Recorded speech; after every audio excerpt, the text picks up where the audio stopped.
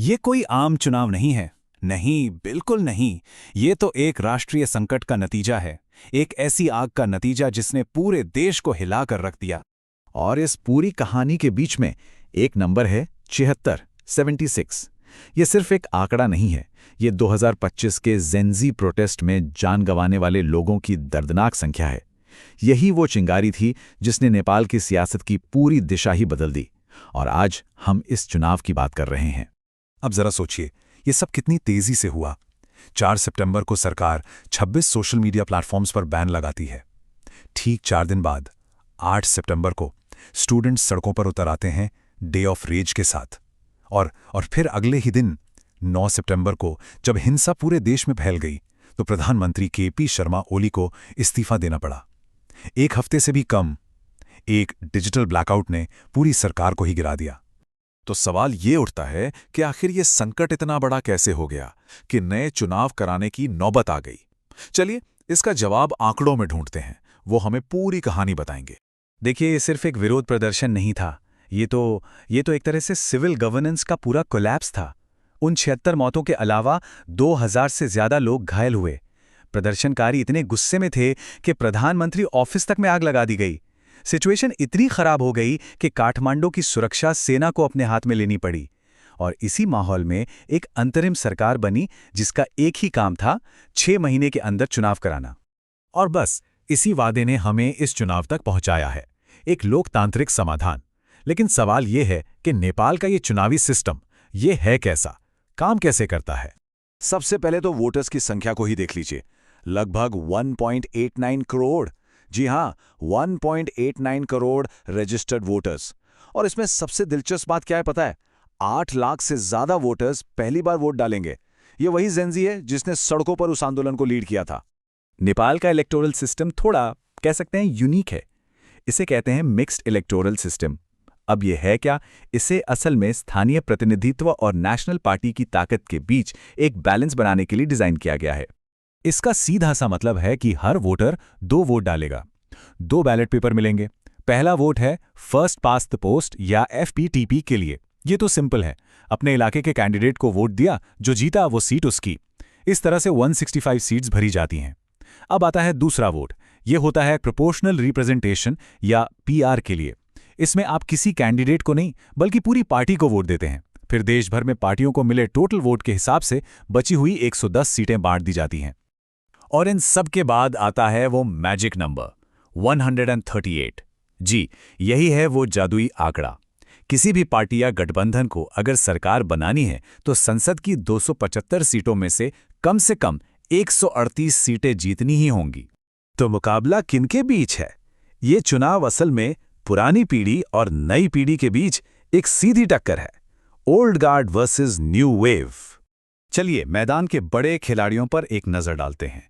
एक तरफ है नई नवेली RSP, रवि लामिछाने और बालिन शाह की पार्टी, जो सीधे चुने हुए प्रधानमंत्री का वादा कर रही है।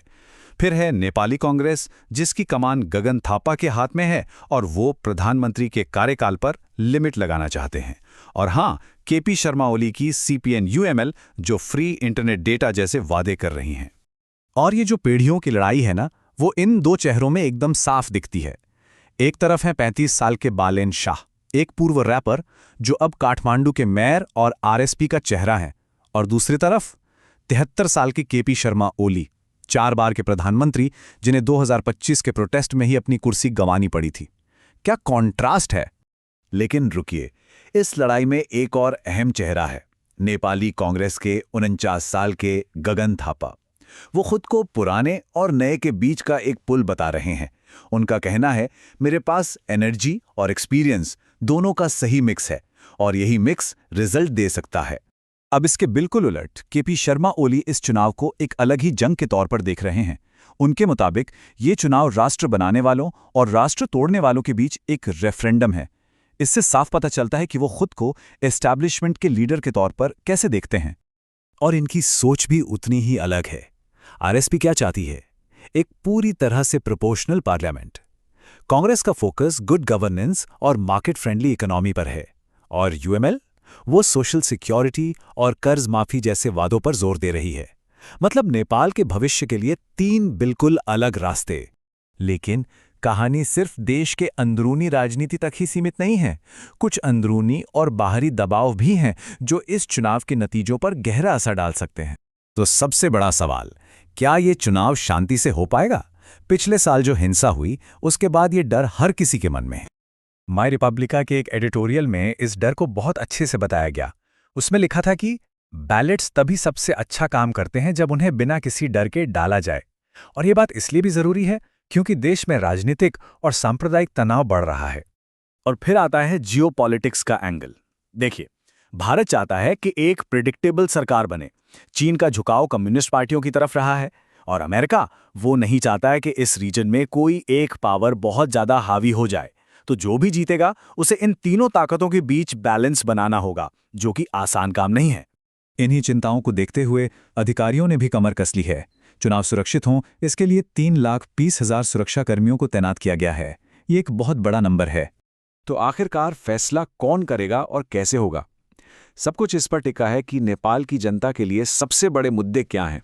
तो लोगों के मन में क्या चल रहा है? आंकड़े बताते हैं कि 40% लोगों के लिए सबसे बड़ी चिंता भ्रष्टाचार है, करप्शन। इसके ठीक पीछे 35% लोग नौकरियों और इकोनॉमी को लेकर परेशान हैं। तो जाहिर है इन्हीं मुद्दों पर यह चुनाव लड़ा और जीता जाएगा। और ये सब हमें फिर से उसी जादुई नंबर पर ले आता है, 138। क्यों? क्योंकि एक स्थिर सरकार बनाने और देश को और राजनीतिक उथल-पुथल से बचाने का रास्ता इसी नंबर से होकर गुजरता है। किसी न किसी को तो इस आंकड़े को छूना ही होगा।